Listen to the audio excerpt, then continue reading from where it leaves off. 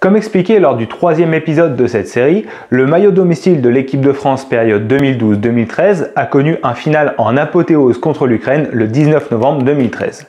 Et c'est ce jour-là qu'a été présenté le maillot de l'équipe de France domicile pour la Coupe du Monde 2014. Bienvenue sur l'amour du maillot et dans l'épisode 6 de la série Nike So French. Générique.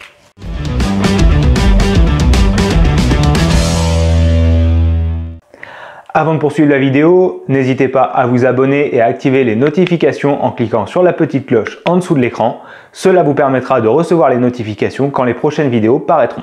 Pour donner le contexte de l'apparition du maillot 2014 de l'équipe de France, je vous renvoie forcément au 3e épisode de la série, puisque le maillot a été présenté le jour du match contre l'Ukraine, même s'il a été inauguré que quelques mois plus tard. Il sera porté pour la première fois contre les Pays-Bas en match amical. C'est à cette occasion qu'Antoine Griezmann fêtera sa première sélection. Le maillot sera ensuite porté durant la Coupe du Monde 2014 au Brésil, une Coupe du Monde dont l'équipe de France sortira en quart de finale contre l'Allemagne, futur vainqueur de la compétition. Sur le plan sportif, c'est une Coupe du Monde qui est plutôt positive. L'équipe de France a laissé une bonne impression, l'impression d'un groupe dont la solidarité a été retrouvée et l'impression d'un groupe dont sportivement le plan de jeu commence à gagner en cohérence. Didier Deschamps a su profiter de cet événement, donc c'est sa première phase finale à la tête de l'équipe de France en tant que sélectionneur, pour créer une équipe faite de jeunesse. Donc il a volontairement mis en place de jeunes joueurs comme Varane, Pogba ou Griezmann comme titulaire, emmené par des joueurs plus cadres et plus expérimentés comme Karim Benzema ou Hugo Lloris, tout en s'entourant de joueurs plus âgés qui sont venus au Brésil principalement pour encadrer ce groupe. L'échec contre l'Allemagne en quart de finale, au terme d'un match où les Bleus n'ont pas démérité, laisse un certain goût d'inachevé et en même temps laisse entrevoir de belles promesses pour l'Euro 2016 qui se profile à domicile. C'est justement durant la campagne préparatoire à cette phase finale de l'Euro en France que le maillot continuera d'être porté. Pour que les Bleus puissent se préparer au mieux à cette compétition, l'UEFA a créé quelque chose d'assez nouveau, puisqu'au lieu de disputer des matchs amicaux de façon aléatoire, l'équipe de France est placée de manière factice dans un véritable groupe éliminatoire. Donc elle se retrouve placée dans une sorte de groupe éliminatoire avec notamment le Portugal et joue les mêmes matchs que ses adversaires, même si elle sait qu'elle est d'office qualifiée. Cela donne lieu donc à deux classements, le classement officiel sans l'équipe de France et un classement plus factice dans lequel l'équipe de France voit où elle se serait classée grâce à ses résultats. Donc la campagne de l'équipe de France en préparation de l'Euro est positive, on sent une vraie montée en puissance de cette équipe qui gagne en maturité et qui clairement commence à retrouver le standing qu'elle avait perdu durant les années précédentes. Ce maillot reste dans l'inconscient collectif comme un beau maillot, un maillot qui fait entre guillemets plaisir, puisqu'il symbolisait vraiment le renouveau de cette équipe de France, une équipe de France qui après des années difficiles était enfin en train de sortir la tête de l'eau et était vraiment une équipe dont la jeunesse faisait plaisir à voir, une équipe qui semblait prendre du plaisir à jouer ensemble et clairement ce maillot reste associé comme au véritable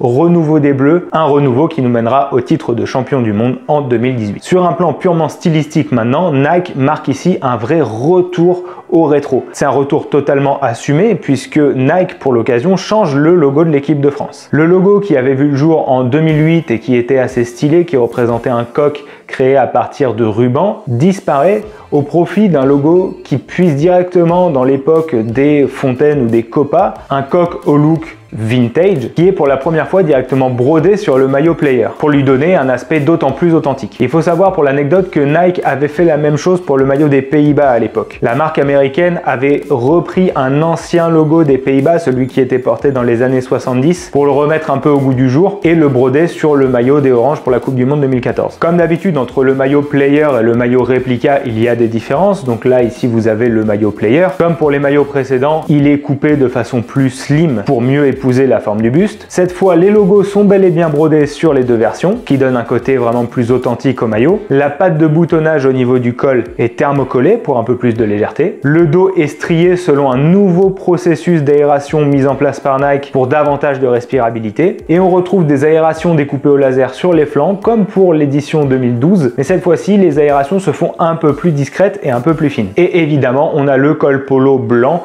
qui ressort par rapport au bleu nuit vers lequel Nike a choisi de se tourner pour la Coupe du Monde 2014. Avec le short simple blanc et les chaussettes d'un rouge foncé, la tenue arbore un look vraiment rétro, vraiment vintage, un look que j'aime beaucoup. Comme j'ai déjà pu l'expliquer, même si je suis pas difficile vraiment en matière de maillot, j'ai toujours une préférence pour les maillots sobres et celui-là vraiment m'a plu directement. Il avait été accompagné d'une campagne un peu jeune comme Nike en a le secret, une campagne intitulée Provoque le destin, qui allait totalement avec l'ambiance un petit peu survoltée que l'équipe de France a su créer en battant l'Ukraine en match de barrage, ce qui est ironique puisque le maillot avait été présenté le matin, donc avant le match retour. Mais toujours est-il que ce maillot, comme je le disais, marque le renouveau de l'équipe de France et la campagne publicitaire s'inscrit aussi dans cette démarche. C'est un maillot qui allie donc élégance, rétro et un peu de technologie. C'est un maillot qui reprend les meilleurs éléments des maillots précédemment créés par Nike. Si je devais lui donner une note, je lui donnerais la note de 17-18 et à mon classement des maillots Nike de l'équipe de France, ce maillot figure en deuxième position.